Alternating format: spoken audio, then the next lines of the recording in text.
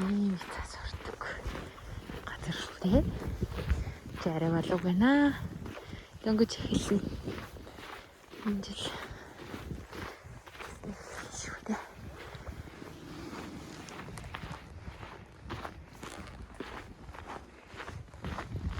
Шидний имлэг маань энд байгаа. Имлэг байна.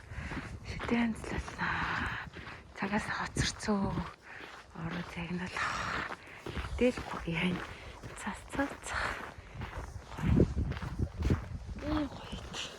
Тэнд хүүхдийн цэцэрлэг харагдаж байна. Манай газар юм гоё шүү дээ. Хүмүүс хөдөөлөгддөг. Дэлгүй.